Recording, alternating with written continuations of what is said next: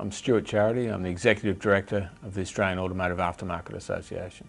Independent repair and service businesses right across Australia are facing a number of serious challenges at the moment, including the technological advancement of vehicles, the skills and training gaps, and also the predatory behaviour of the car companies.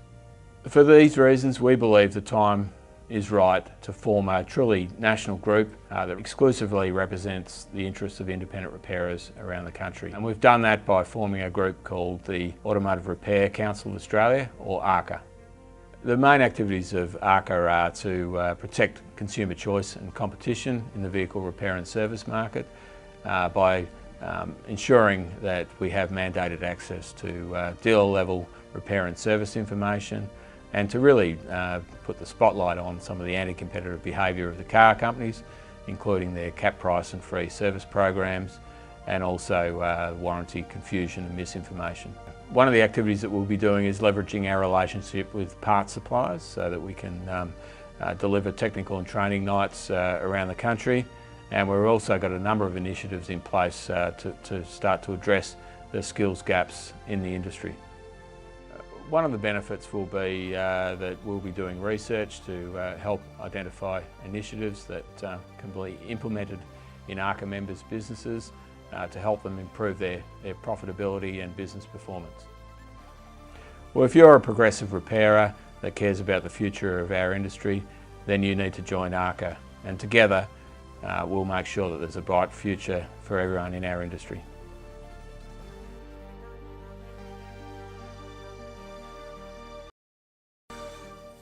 Okay, welcome. Good morning. Gentlemen, would you like to come over and grab a stool? How's everybody this morning? All cool? Ready to go? Rock and roll? Yeah. Okay, yeah. How many of you were here yesterday and saw these sessions? And you came back? Yeah, okay. It wasn't for me though, was it? Right, okay. No, thank you for your honesty. Okay. All right, so did you have a bit of fun yesterday? Yes. Get some learning? Got some stuff on board? We have like 45 minutes, an hour, whatever, to give you some information. The idea is not to train you or teach you, it's to stimulate your thinking. You know, what can I do? Go down to the exhibitors and talk to those exhibitors. Understand where our industry's at, where our business is at. What you just saw then, that's where our industry's at right now. It's under pressure. So how many of you have been to the AA stand? Oh, okay, not enough hands. I know you want to come to the seminars. Make some time to go to the AA stand, pick up some of the brochures, have a read, get involved. This is the protection for our industry. This is who we are. And AA is the most fantastic organisation. I don't want to plug it too much here, but say this. It's the only true independent organisation for aftermarket. Remember that. Absolutely 100% independent for aftermarket. Nobody else is, but pretends to be. Is that right, Pete? Okay. So I'm pretty passionate about it. How many of you in this room are members? Okay. So therefore, who's not a member? Oh, that's the other guys, right?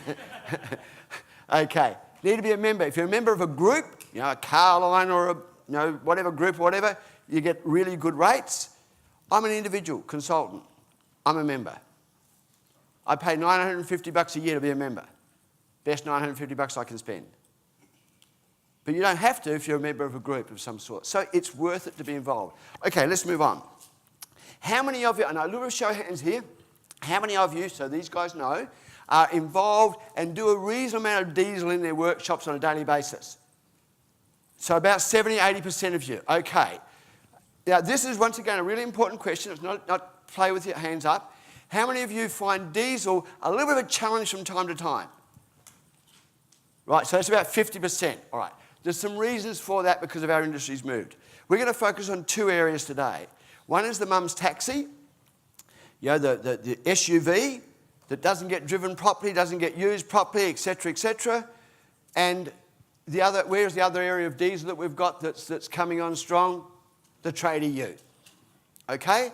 Now, people who have had petrol vehicles have a different understanding of how vehicles work, or don't have an understanding, I should say, of how vehicles work from one to the other.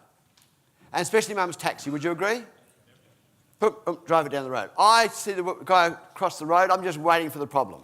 They start it up, they go down the road, they come back. They start up, they go down the road, they come back. I'm just waiting for the problem to occur. Okay? So there is a difference. We have to educate our customers around that. So part of today is about what do we need to do, what do we need to learn about diesel and diagnostics and those sort of things, but also we're going to put a little bit of how we communicate it to the customer.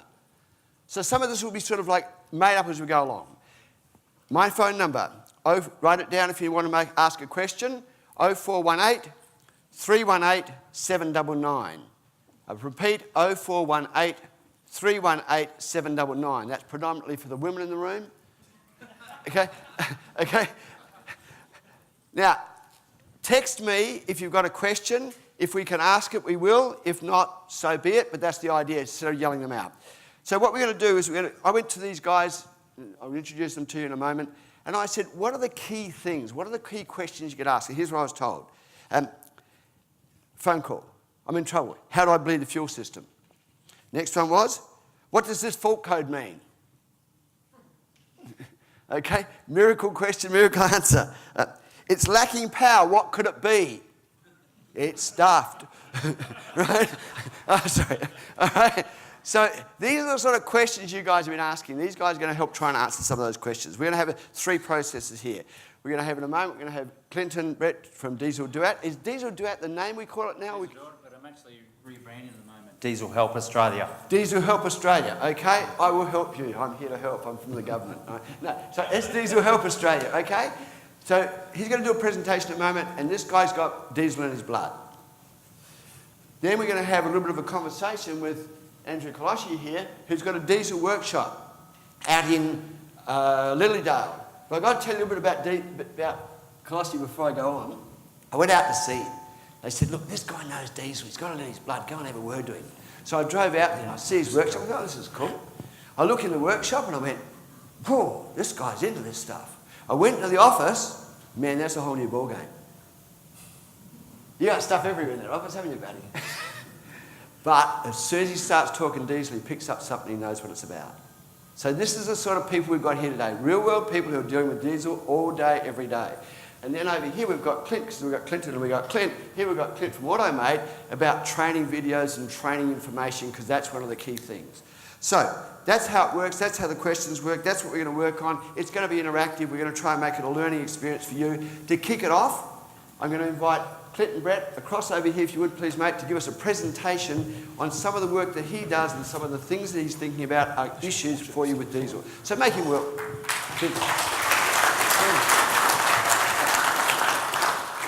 Thank you, everybody, for coming along today and spending your lovely Saturday, lovely weather in Melbourne you've got here today. I'm actually from Bundaberg, Queensland, so I'm used to the sunshine every day.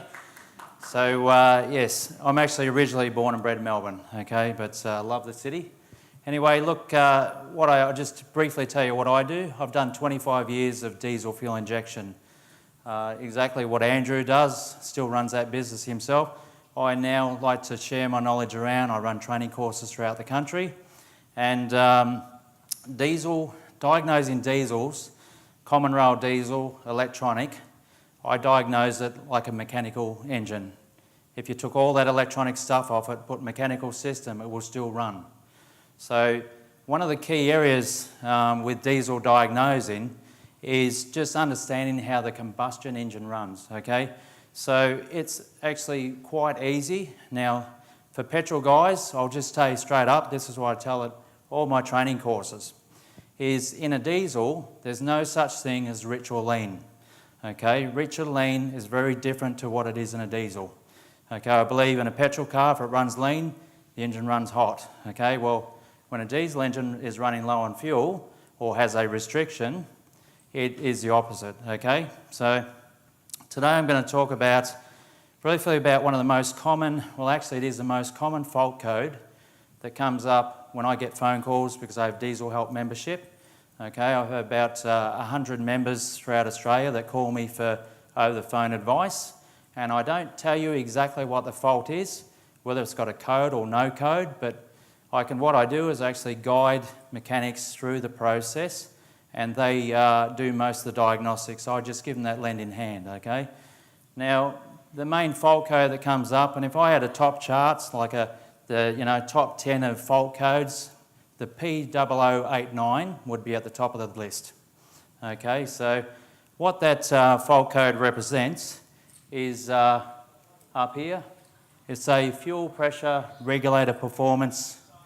Okay, now that can be, that fault code itself, actually what I've got today, I've got about 5 key areas where that P0089 can cause an issue. Well, what issues can cause that fault code to trigger. But this is only 5, and I'm quite sure I've got about 30 different failures or resets that are done on scan tools that can fix that 0089 fault code. So I'll start off a restricted fuel filter, okay? Now, yes, admittedly, that is a brand new filter, but quite often you can get brand new filters being an issue, whether they're aftermarket or genuine. Unfortunately, sometimes they can miss the process in manufacturing. O-rings can pierce, okay? Or the paper element can be a little bit too thick, and where the fuel's being drawn up from the fuel tank by the high pressure pump, which, by the way, the high pressure pump, most common rails apart from early Mercedes have their own inbuilt feed pump. So the majority of common rail diesels will run on without the electric pump in the tank. Okay, a lot of people are not aware of that. They think when that electric pump's failed, that's it, it can't draw fuel up anymore. If you've got a restricted filter, it can cause a P0089 fault code. That's one of them. Now, in diesel, I find that air in the diesel fuel system is the hardest fault to diagnose because it's really difficult to see air in there unless you've got clear lines. So one of the key areas when you're diagnosing diesel is just use some basic clear line, okay? You will find the majority of faults, and sometimes they don't even log a fault code, but again, that P0089 fault code appears when they get in air in the system, okay? So a number of the areas is a lot of vehicles have this a lot of vehicles have those quick release fittings, and inside, if you ever pull one off a fuel system on the low pressure side, they've got an O-ring in there, and rubber does not last forever, okay? So think of that. Another area, this is inside a fuel pump. Now, I'm not going to mention the manufacturer. At the moment, I'm doing a report on this actual fuel pump. Now, these are break-in plunger springs, and they're then contaminating, the spring is breaking, it's a component failure, not related to any contamination. There's no water in the system, but the metal is going through the whole fuel system. Now, in a diesel, it recirculates through the return back to the tank. If you ever get one that's done this P0089 fault code, there are ways to test them with a scan tool, with a scope, with some really basic fuel things like those clear lines. Okay, so that's one to look out for. So just remember, the metal goes through the whole system. When you pull off fuel filters, look at the fuel quality. Now, the other one is the suction control valve, very famous. Comes up, gets replaced on every diesel problem. It's got a fuel problem, not like any fault code. It's always getting a suction control valve. Half the time, it's not the problem. I'm not even going to tell you about this one because everyone in this room knows about it, I'm sure. How many people have replaced the suction control valve? And don't be shy, there's nothing wrong with it because you're here. You're here because you want to learn about diesel. And if you ever replace one and it's not fixed the problem, how many people? Good, I'm glad. I love people that are honest because that's what we're going to be, honest to our customers. The last one is a pressure relief valve. Not exactly this one, but this is a particular one off another vehicle. On the end of the rail, some of the vehicles have a mechanical pressure relief valve. It releases the pressure if it gets too high. With your scan tool, you can simply just go in and look for a pressure relief valve reset. And half the time, if it has that fault code, it doesn't even put it into limp mode. Some cars it goes limp mode, some cars it'll drive fine. The engine light will stay on, and you look in there, P0089. Go down, look for all your resets. Every time you do a fuel filter, every time you replace any component on the fuel system, you should always go in your scan tool and reset your suction control valve, pump learn, do your injector MDB recount. Now that's named a couple of different things on scan tools, and go in and see if you've got a pressure valve reset. Okay, so they're the key areas for the P0089. for that fault itself. But as I said, we all know there's so many faults out there. I come across a lot of vehicles with no codes, okay? So the number one area that I look at when I'm diagnosing is what smoke is coming out of the exhaust. Okay, smoke, how I do my diagnostics, as I said, I'm doing diagnostics without a scan tool. I'm old school diesel. I'm born and bred in diesel, 25 years. My father was a diesel mechanic, and I go back actually 5 generations of mechanics. I love the industry, I love the automotive industry, I'm very passionate about it, and I want us all to excel in this area. And diesel, we're in a boom at the moment, not for the sales of the car, but diesel repair is a boom. Okay, so be aware of how the vehicle runs, understand the diesel. It's actually really easy. You guys having EFI background, most of you guys are petrol mechanics in here. Actually, how many are diesel mechanics in the room? Wow. So the majority of the room is full of petrol mechanics. You guys with your EFI background have got a head start already on common rail diesel. You've just got to understand the combustion principles about it. Okay? All done? All good. Okay. Let's get some questions. You need done? Yeah, I'm done. Good to go. That slide there. Just move the slide there. Okay. Thanks, mate. Thank you. I love that when he asks me to show of hands, how many of you diesel? How many? Obviously, the rest aren't. So you hear my words and things on diesel. I've got to look for questions here if you want them, otherwise you might take them to the... Let's go to these guys now. Andrew, from your point of view, you have a workshop, you've got a lot of diesels, I went there, saw patrols, etc., all lined up. Therefore, you've got a lot of equipment that you're using there, and you're getting these phone calls, because while I was there, you were handling phone calls. Yeah, correct. People making calls, asking you for stuff. So when people ring you, is it, and I've written down here a note to myself, is it a lack of skills, or is it a lack of knowledge, or is it a lack of process knowledge? Probably a bit of everything. Information is probably the biggest thing, and going along the P0089 code, you've got to look up the manufacturer's information to see what the setting criteria is. And I did a little bit of research on this, and every different manufacturer has a different outcome for that code. So you need to know if it's a Nissan, and it will come up as a fuel pump code on Navaras, and patrols, it comes up as another problem.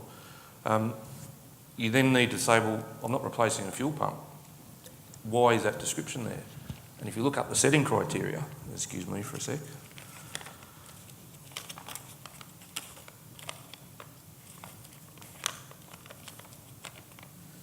Under Nissan, it says fuel pressure is too much higher than the target value. Okay? So that means the reason for that code is something's sticking, something's creating a higher fuel pressure, which can lead to a suction control valve issue. If we go under another manufacturer, let's go under a patrol, they have, on a common rail one, they have a 1089 and also a 1090, which is under the banner of 0089. So 1089 is fuel pressure is lower than target value, 1090 is fuel pressure is higher than target value. So you need those facts to then work out what your next step is to go and do. And it is the simple stuff, as Clinton's been talking about. You know, look at the basics. Ask the customer, we're almost going to be like doctors now, ask them questions about how does it happen? Can you show it to me? You know, what were you doing when it was happening? How often? That helps you, the repairer, get a basic understanding of what they're doing to make this problem happen. And you're not going to find a problem if you can't reproduce it. That goes back to the conversation we had when I went out to your workshop, and you said that you have to, he didn't use the word interrogate, but I used it yesterday, ask to interrogate the customer because they don't know what to tell you because they don't know what is relevant. But you had an example of a guy who parked the vehicle, I think it was on a hill. Yeah. And you know, that was but until they got to that point that it was parked on a hill, everybody was looking everywhere else for the problem, it was because it was parked on a hill. So it's how we ask those questions without the customer thinking why they're asking dumb questions. So let's just pause for a second and say, what you're saying, you've got to ask the questions. Think about the terminology you're using asking a question. Things like, to get me to have a better understanding of what might have caused this or influenced it. So if you say, give me a better understanding of what might have influenced this, tell me, how often do you drive it, when do you start it, ask those sort of questions that these guys are talking about, and then as they give you an answer, say, gee, thanks, that helps. That's the key. answer, say, that helps, gee, I'll make a note of that. Then the customer thinks, gee, I'll answer this more accurately next time. He asks another question, I'll be more accurate with my answer, because he's not just saying, oh, yeah, right. Because don't forget, OE do that, because they have the same problem 20 times. So that when the customer rings up and says, yeah, we know, yeah, we'll fill a dip out when you want in, it'll start. And that's the way they talk. So they're used to that, but when they come to us, they need to give us the details. So that's what you're referring to there. Yes. I've got a couple of questions here that have come up. So excuse me here, I've just got to get back in here. I've got more than one. Nissan Navara, common fault, black exhaust smoke. Well, black smoke's too much fuel and not enough air. If you look at it, that equation, how is it being overfueled? Has someone put a chip on it, or has it been reflashed? That's off. Is the MS sensor dirty? Blocked air filter, restricted exhaust. On the air side, is our EGR stuck open? Do we have swirl flaps stuck or restricted? Or is inlet manifold dirty or chock-a-block? Do we have a cat that's blocked? DPF? The list goes on. And it's the simple, easy stuff. And it's got to be a bit like Dr. House. He used to write things on a whiteboard and cross them off. You've got to start doing that now. You can't remember everything. So just start at the simple stuff. And you want to be able to get a yes or no answer. Yes, it's okay. No, it's not. Go to the next step. Is that the sort of thing you do when you help line? You've got to hear, go, how do I become a member of Diesel Help? Oh, we like that one, right? You go to the TAT stand. You know where the TAT stand is? You go to the TAT stand. What's the TAT stand number? Okay, so TAT stand is the automotive technician. I'm part of the TAT team. I'm their diesel, they tell me they're the diesel guru. There's actually quite a lot of diesel gurus on there, a lot of TAT members. They're helping each other diagnose problems. Okay, so D41 is the stand number, next to Garrett, the turbo place, and across from Phillips actually. Yes, but yeah. I was just going to say one thing on the black smoke thing. Exhaust leaks. Intake, exhaust manifold leaks are a big culprit because the turbo relies on air pressure from the exhaust. You only need to lose, you need a small gap in there and bingo, you've got black smoke. So when you've got black smoke problems, you need to ask questions like, what's your fuel economy like? What's the performance like? There's so key questions that are so simple. As much as, like Colin said, they're freaking out because you're asking all these questions. No, you don't want to know their date of birth. You don't want to, know if they're single. It's all about fixing their car. So let's go to the two things that are going to evolve in our industry. We're going to get the mum's taxi situation, okay, and we're going to get the tradie. And as time goes on with these diesels, you're going to be presented with more of them, and there's going to be some common faults that are going to come about. So what are they like? What are these guys likely to experience? In their normal petrol environment, diesel comes in. Let's take mum's taxi first. Let's take the Sorrento or whatever it might be, or the Kia, whatever it might be, that's been driven to take the kids to school and so forth. What are they likely to experience as a problem? What's likely to be the symptom they're likely to experience? Andrew? Servicing. Has it been serviced properly and regularly? And what does that mean? Does that mean because logbook is as long as I can make it to cost the customer as least as possible so that they think it's a good car and they'll buy another one, right? Yeah, it's a cheap But real servicing, what you're saying, tell me what you're saying. Is you're saying that if I'm using it as my mum's taxi, do I need to service it differently to what a logbook says? No, but it wants to be serviced on its schedule. And that not everyone does. How important is time kilometres on that? It really wants to go on kilometres as far as I'm concerned. Unless it's a 5k a day vehicle, then it goes on time. So a lot of vehicles that we see are over their service schedule. How much? Sometimes 20,000 Ks. What's the impact of the 20,000 K over? Well, it means no one's had their head under the bonnet for probably 2 years. Okay, and what do these guys like to experience? If that car comes in and you see, your first thing you do is look at the sticker. Yeah. It's got a problem, it's making a noise doing something. First thing you do is go and look at the sticker, don't you? Yeah? How long since the last serviced? So what are they starting to think? Because they're going to start to communicate with the customer here to set the customer's mind is what's going to happen. Yeah. What might, if it's 20,000 over or 20,000, it's come in, something's going wrong, what's it likely to be doing that's wrong that's going to be an issue? Making noises or blowing smoke. So making noises or blowing smoke. Going back to the exhaust smoke issue, and let's call it a Navara, they do have exhaust leak issues, and that exhaust manifold's right next to the air filter. So that black smoke's been billowing around, creating soot, air filter's sucking up soot, air filter's getting blocked, it's got a squeal under load, it's blowing black smoke, lacking power. You lift the bonnet, you can see blackness there, pull the air filter out, it's bad. So you found one part, but you know there's something else underlying, all because no one's had their head on the bonnet. And they think it's a simple fix when in actual fact, no, it's not. So that's where we've got to start using our communication skills. Because we've got an expectation. I bought this vehicle and it's going to do 1,000 kilometres on a tank and it's going to be more economical to run and it's going to be saving money. All of a sudden, up goes the bonnet, oh shit. Okay? So we're going to say, well, this means because it hasn't been serviced, these things have been happening, we're going to have to look quite carefully at this. This is where you need to sell your diagnostics and your value and stop giving away your time and giving away your value, like I talked about yesterday. That's where you say, because of that, we need to do some things. Now, what would you say? Should you say to the customer, okay, let's stop here. Firstly, we need to service the vehicle and bring it up to speed, and then we need to investigate. Yep, then recheck. Recheck, is the problem still there or has it gone? If it's still there, well then we need to go further. So the lesson is, don't try and fix the problem if you know it's gone over and is massive. Bring it up to speed, get it serviced, and then say, now we'll have a look. Because until then, there's all these other factors that might be influencing, and we'll fix this, but it won't fix it overall because we didn't get back to square one. Correct. So that's the first thing. So we've got to start educating the customer. Now, what about the other one? So that's the mum's taxi. What about the ute? Well, the ute, going back one step, the check engine light coming on. Everyone thinks that we have a tool we plug in, magically tells us what's wrong. All the check engine light. Don't you have one of those? I've got a lot of them. So the definition I've got of a layman's term for a check engine light is the fire alarm. We're in a 20-storey building and we have 300 rooms in each storey. The check engine light tells me what story's on fire. It doesn't tell me which room. Once you say that, they then realise, oh, hang on, okay, there's a bit more involved. So it's just a warning system for the owner to say, I need to go further. And the same with a mechanic. Like the 0089 code, there are so many issues that can cause it. There's not a one-shot fix. Right. So you need to go investigating. And as soon as the owner understands that we've got to do basic checks first, then find out whether we can find and fix it, find it, or go further. We may find one problem that is manifesting into another, and that has happened quite a lot. So that is also a line I use now where we have to fix the most obvious to then do rechecking.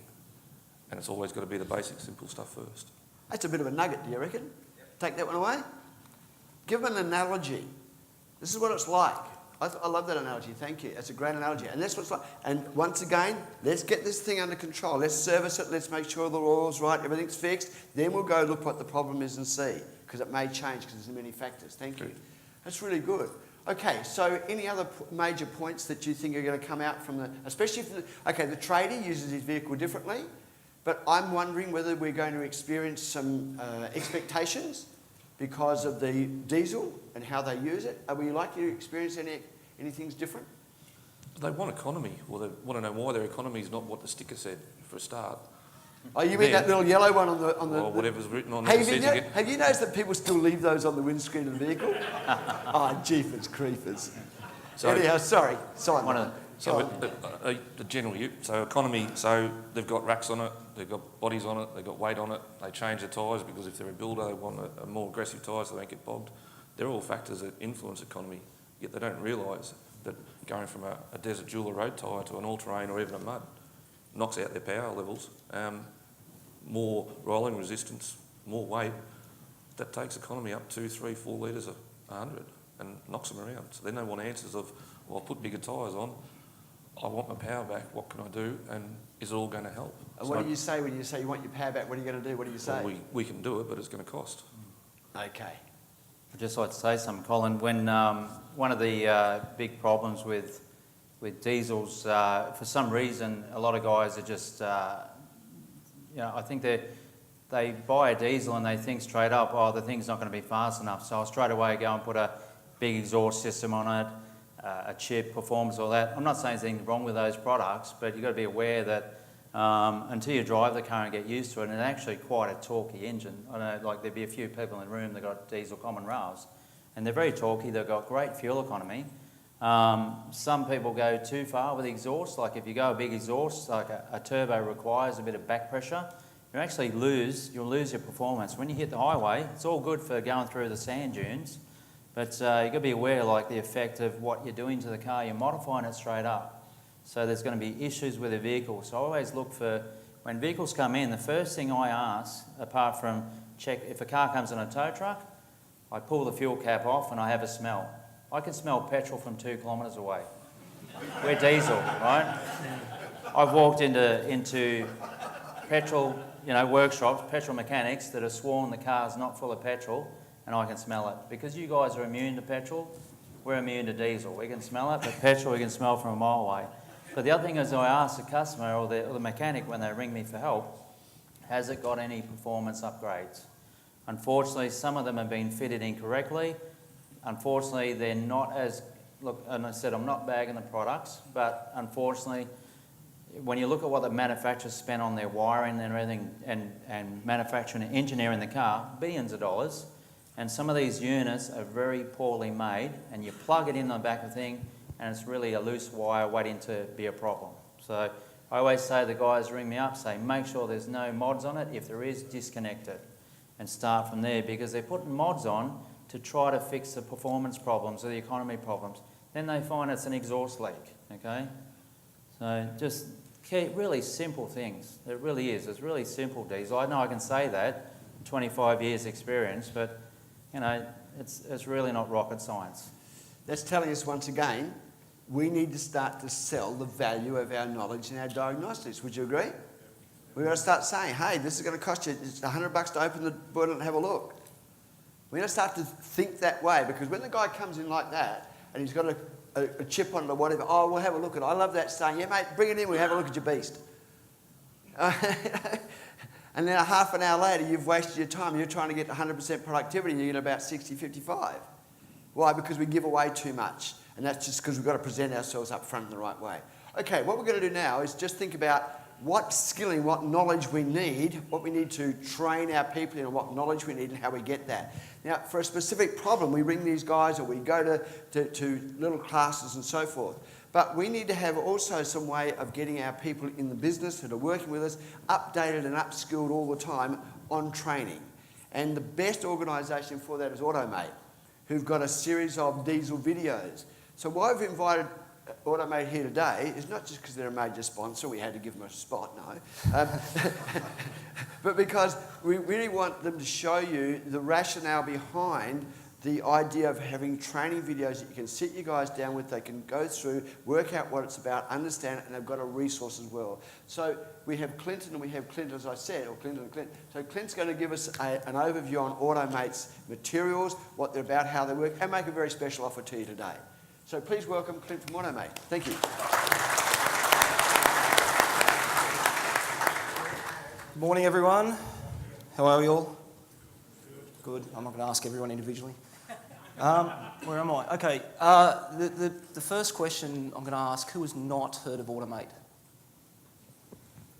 Really, there's 300 signs outside you would have walked past. Okay. Automate, like Colin said, we are an online learning resource. Okay, so we fill those gaps of basic knowledge that you will need in your workshop. We'll give you the fundamental knowledge on a CRD system. We'll show you how diesel injectors work. We'll show you how an EGR system works on a diesel. We'll show you how a VGT turbo actually works. When you have those specific problems and you need the help from these guys, you need to call them. You don't want to call them and say, I've got a diesel in the workshop with a problem, what do I do? And they're going to go, well, how much time have you got? So you need to have a bit of an understanding of the system you're working on before you repair it. Does everyone agree with that? Absolutely. I'm not here to sell you training. I'm not here to talk you into training in your workshop. Right now, my general manager's having a heart attack. So the minute you walk through that door, you understood why you're here. Everyone's here to learn something, yeah? Absolutely. Has anyone learnt something already from these two guys? I have. Yeah, of course. The minute you walk through that door, you've gone, I'm here to learn something today. Well, that's what we do. We can teach you in your own shop. We can teach you at home. We can teach you on these things. Okay. 35 years over. I should have actually put this up a bit because I'm looking around the audience now. Who's 35 or over? I should have put this up a bit. All right. This is the way we used to learn. I went to TAFE, I had books, I had lots and lots. I love books. Books are great. I read and read and read. We went to TAFE, we went to courses. We go and sit with these guys. It is a really, really good way. This is how we learnt to learn. Yeah? We learn by reading, we learn by going to classes, we learn all that fundamental. We learn by having an instructor up in front and talking us through it. We learn by going some hands-on. Can I ask a silly question? Who's the oldest person in the room? Colin, just you, don't say anything. Who would be the oldest technician here? Oh, a technician, no, man, I'm not that good. Not you, Colin. Who'd be oldest? Yep. 75. Excellent. Don't get up. You stay there. All right, so this is how you used to learn, yeah? This is how you would have learnt all your knowledge, books, reading. Yep, okay. Who's under 35? There's a lot of you. Anyone under 20? Okay, that's interesting. Hey, what? Not you kids. What are you, like 8? All right, the problem with our under 35s in particular is they don't learn from books. They won't read. All right, how many times have you given one of your techs a workshop manual? So go sit down and read this before you do the job because I don't want you to stuff it up. Yeah? And do they come back and say, yeah, man, I've read that? Yeah, well, how come you're at the wrong end of the car? They don't read, they don't learn, unfortunately, through the way we used to learn. So we have to adapt, we have to change to the way our technicians, our new generation, which, let's face it, what was your name? Sorry? The 75-year-old? Jim. Okay, Jim's probably not going to be in the trade for too much longer. Saying that in a good way, Jim. Don't get too excited, man. We'd like to hear a bit longer. So if you look at yourselves, you look at your workshop, we're an ageing population. The majority of people here are over 40, let's face it. You're not going to be in the industry forever.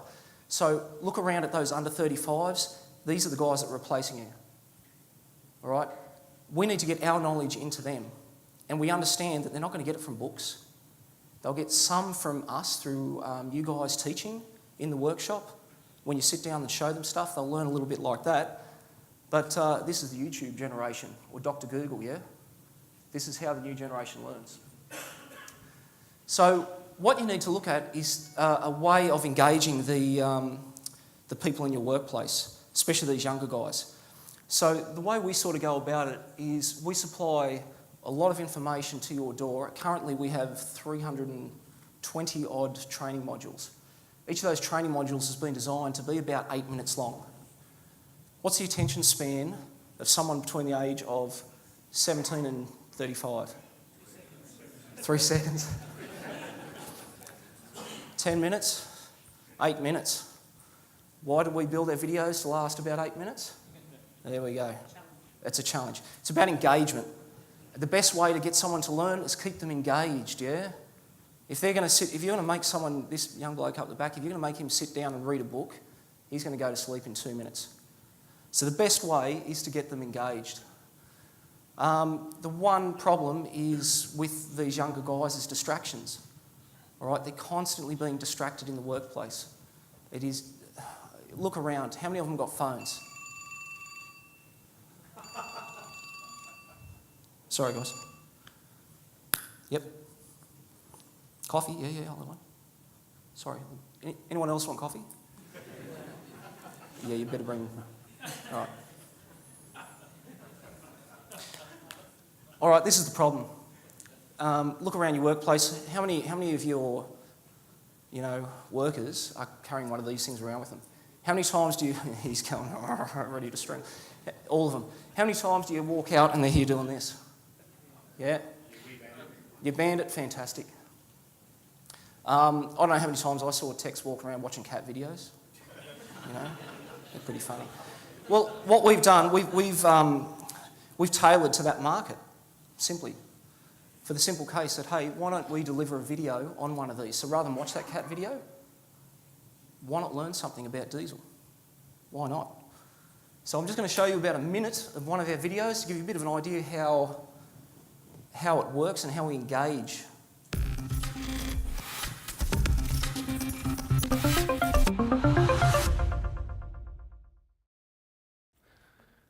The fuel pressure regulator, or more commonly known as the suction control valve, plays a vital role in diesel engines. If a P0089 was to set, what should we check for? And what are the steps required to resolve the problem? G'day, I'm Zach. Welcome to Automate. Put simply, this valve works in a closed loop system with the fuel rail pressure sensor, ECM and injectors. One of the first checks that must be carried out is a fuel sample. Too many times we get caught out due to bad fuel. Check for any fuel supply issues. Are there any collapsed, blocked, twisted or damaged fuel lines that could impede fuel return? An in-tank lift pump supplying too much pressure can affect the correct working operation of the suction control valve. This is why it's a good idea to check the low side fuel pressure first. Always check with the OEM specification for the correct fuel pressure value. Inspect the suction control valve connector and ensure it's installed correctly, free from dirt, water, corrosion, or even any diesel fuel that may have leaked through the control valve. While we're checking the connector, it's a good idea to inspect the terminals for correct terminal tension. With our visual checks out of the way and no faults found, it's time to check out the data and look at a wiring schematic. All right, so that's a condensed, there's a lot of information cut out of that to get it in that minute and a half. That video would go for about 8 minutes. And that gives you a bit of an idea on what the guys talked about looking for basics. It might be a case you've got the car, it's come in, it's got the engine light, you found a P0089, and what do I look for? Exactly what Zach said, what do I check first? Before you call these guys, type that P0089 into your phone. It'll come up with that video and spend 5 minutes, have a coffee, watch it. It'll give you a bit of an idea where to go. What did I say before? Before we start working on the system, we need to understand how it works. We need to understand those basics to look for. I don't know, how many phone calls do you guys get and you say, have you checked for water? Have you checked for... I was going to say, I average about 8 calls a day at the moment from my members.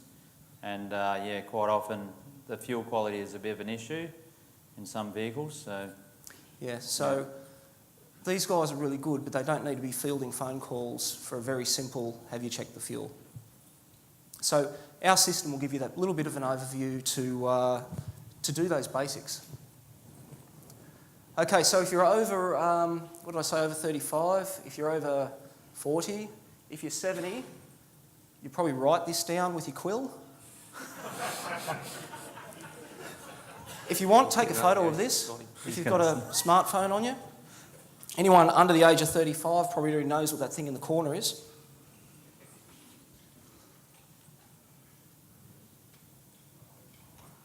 We'll take that. So that's us. That's a very small snippet about what we do at Automate. Like I said, we have 320 odd training videos. They're all about 8 minutes long. They're catered for the busy workshop. They're tailored for you guys to get in, learn a bit about the system before you start. We range from the fundamental, the overview of the system, to the diagnostic videos, to some tools and equipment, and even how to use the manufacturer's online tech information or their wiring schematics. Colin. Okay, thanks. Thanks, Clint. By the way, what's the story in those? That you download that, you go to that, you get something for free or what? What's the deal? So today, everyone, well, under 35s, you'll know what this is, yeah? Okay. That's a QR code. If you've scanned it, you should already be there. Today, we're going to give you guys, just because you came in here to learn, so fantastic, we're going to give you access to our Diesel training library. I think 9 videos out of the Diesel training library. Free. My training manager is definitely having my CEO or GM is definitely having a heart attack now. So we're giving you guys some free training just for attending today. So you need to scan that, give us a couple of, all we need is your name, address and your email so we can give you access to it. So you guys have got that on us. Well done. Okay, thanks Clint. Join the boys on the stools. Thanks guys. Made some really good points there about educating your staff and educating your people and getting them to understand this stuff and getting them to be involved in it. When I was, you've got you from Auto Super Shop in the room here today? New Zealand? Oh, there you are. Oh, hi. When I was there last week in New Zealand working with the guys there, and I can't remember whether it was you or Jeff, Dave, I can't remember if you or Jeff said to me that they've got a store with a number of techs in it. And after every day at morning tea time, one of the techs spends 20 minutes, goes sit in front of the computer, do an automate training, do a video, select your own. Now what I like about that is you select your own, you go and find out what they've downloaded and what they're viewing, you get an idea of what their passion is, what they're interested in. How good's that? Now if I was a tech, and I got the opportunity to do that every day, and then when they do, they log in, they qualify, they do the little exam on it and so forth. I'd be updating my skills. You would also, from your management point of view, pick up those that want to learn, those that want to get on, what's interested to them, and where they might be able to be driven and directed, and then you can get each of those people to become a little bit of an expert in that area, and they become the go-to person. From the back end of that system, you guys have got access to see where their strong points are, and more importantly, where their weaker points are.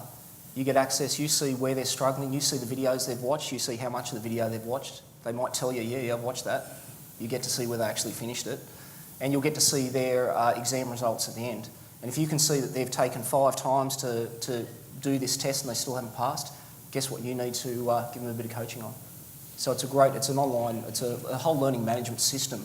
It's designed around presenting this out to the technician, but it's also designed to help the back end as the managers and owners to bring those guys forward. Because remember, they're your replacements, they're the future. So what we're trying to do here is 2 things. We're trying to give you some takeaway stuff to say, okay, I have a bit better understanding of diesel, and it's a safe thing to do in my workshop, and I've got an idea of what to do, some of the faults and so on, and the 2 main areas that I'm likely to get exposure to coming up shortly. But also, how do I prepare for the future? How do I prepare my team for it? How do I get more people involved in it? What classes or schools, things do I need to go to? What information can I get? Now, as you know, Clinton runs sessions. Go to his website, go down to the TAC guys, go to his website, look at when his sessions are and go along. Now, I am not a technical person. I mean, I know enough to be dangerous, that's all. But I went along to one of his workshops one day and I'm watching him play with the diesel. Of course, all the guys are over the vehicles and looking in it. I got no idea what they're doing. But the more I listened and the more I sort of caught on what was going on, there was a method of thinking that I started to understand. Now, I don't do this. I mean, I left school at 15 and I did an apprenticeship. I wanted to be a motor mechanic, but Dad didn't know anybody who had a mechanical workshop. So I finished up a sheet metal worker. Rates me really well qualified to stand here, doesn't it? But since then, I've done lots of great things and had lots of opportunities and experience. Everything that I've learned in my life has been self-taught. Just about every organisation I ever worked for never provided me with any form of learning within that. I had to find it out myself. I made it by the age of 32 to be a marketing executive with the Nilex Corporation. And the New Zealand guys over there, when I went to New Zealand in my early 30s, I designed all of Toyota New Zealand's service reminder program, database program, service follow-up program. I spent 2 years travelling around New Zealand doing all of this work. It was fabulous. It made me so much money, it finished up paying my house off, which then my wife took, but that's another story. But what I'm driving at is I made all of this, I did this on my own. Now, the thing about that is, and I want to tell you this story because I can tell it now because it's old and it's okay. Toyota New Zealand had a policy for all graduates. They had to have 2 degrees. One had a degree in biology, but they had 2 degrees. Good for automotive. So I did all this work. I wrote it, and I said, no, this is the wording it must be used, because I'm about words and what they mean and so forth. I wrote all this stuff. They argued. I said, no, it must be like this. Oh, Colin knows. Admitted to what Colin says. When we'd done the whole project and it was all released, all finished, the managing director found out that I didn't have a degree in marketing. He was mortified. I said, yeah, that's why it works. So don't have a degree in marketing. See, so I come very much from the real world and self-taught. Nothing wrong with self-taught, nothing wrong with the real world. It sometimes just takes too friggin' long. And you have too many stumbling blocks in the meantime, too many downsides, too many mistakes that you call learning experiences. When you make them again, they're not learning experiences, they're a jolly mistake. You shouldn't have done it. So we're trying to avoid that with this session today. So guys, from a learning point of view, from Automate's point of view, we understand how that works. And I encourage you to pick up on this opportunity over the next 2 weeks. Get your techs in front of it. See how long they watch them for. Do a test. See what inspiration you've got there for them to learn. Use this opportunity because you're here today and you've got it offered to you. What do you guys see as major things to make your techs aware of in thinking in respect to diesel? If you had them, 3 things. I just go for a second away from what I made. Just come across to these guys with a technician for a second. You got a tech working for you. What are the 3 things you want him to think in terms of diagnosing and understanding diesel? Check the simple stuff first. Check the simple stuff Basic first. stuff, yeah. Check the simple stuff first. What would you say? I want them to understand the system. Look at it before you touch it, because there's very different common rail systems out there, and you need to have a look, lift the bonnet, get familiar with what you're working on. What sort of things are they looking for? The air intake side, what kind of turbo's on it? Is it a vacuum control VGT? Is it a wastegate? Is it an electronic VGT? Is it a Denso common rail system? Is it a Bosch common rail system? Siemens, Delphi? They're all very different. They have very different faults. You need to understand. And the other point is it actually common rail? A lot of guys are now touching early model electronic diesel and think it's common rail. ZD30 petrol, common rail and non-common rail. 2 different systems, 2 different lot of faults. What would you answer that question then? Yeah, understand the system. It's most important, like Clinton said. Good name, by the way. Understand the system before you start. Don't just understand the diesel, understand the integration of the components, the ancillary components. Understand how the EGR system works with the diesel. Understand how the turbocharger works with the diesel. Understand the difference between a wastegate turbocharger and a variable geometry turbocharger. Learn how the system works before you put spanner to bolt. Most important. So if the workshop, and most of these guys put their hand up as being in petrol, predominantly in petrol, and they did because that's what we've got, and this diesel is evolving quickly, to go back to their workshops now, because we've probably got the workshop owners in the room here, not too many of their techs are here because they take the day off, it's Saturday. When they go back on Monday and they want to say to themselves, okay, I want to get this diesel thing more aware in my workshop. I want my guys to think more in these terms, that we need to move more towards this. You know, this has been an opener for me. What would you think would be a good way of them saying to their techs, guys, I went to this seminar on the weekend and I saw this stuff about diesel. Here's a way of us thinking about getting more involved in diesel. What would you suggest to do? Say to them, what we look at, what we do, get some vehicles to work on, get something to play with. What would you suggest to make them more familiar, more comfortable around diesel? I would actually say if you've got any diesels in your workshop at all, same thing I said before, have a look around it, plug in the scan tool, get familiar what options are available on the scan tool. If they were to grab a vehicle here and say, okay guys, we don't do a lot on diesel. These are the vehicles that are going to be coming into us soon. We're going to get range. We're going to get 4 Rangers, Ranger, Hilux. yeah, Hilux. Okay. We're going to get some Santa Fe's and so forth. Who do we know has got one of those? Maybe you should put it in and have a look and see how these things work. Would you do that? Would you get an older vehicle? Well, that's actually a good start too, because the older vehicles are very different. So you've got to be prepared that the earlier model diesels are different to the later models. So if I went down to one of my used car dealers that I deal with and do some work for them, patch-up work, which is what you guys get asked to do, and I said, mate, what have you got down as the diesel? Ask them, can I borrow it for an afternoon and have a look? I'll show my guys over it. Would that be some way to start? Definitely, because I actually learnt common rail diesel by learning how to diagnose old diesels. As I said earlier, the smoke is a very important area, okay? How it sounds, okay? The temperatures of the engines, as I said before, rich and lean, doesn't happen in the diesel world. And you can actually familiarise yourself more with the older style diesels. And then, as I said, I adapted to the old style. I was lucky enough to be able to go through the whole, from old mechanical diesels, inline pumps, off old, tractors that were 60 years old. That's how I diagnose common rail diesel today. I don't look at it like it's got wires, okay? So what we're saying here is, and what I'm just hoping these guys will walk out of here today is say that diesel's safe, diesel's okay, and I've got some resources. Are we achieving that to some degree?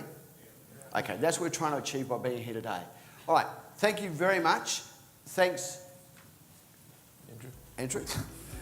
Kollosche, right? Thanks, Andrew. Thanks, Clinton. Thanks, Clinton. And would you please give these guys a round of applause?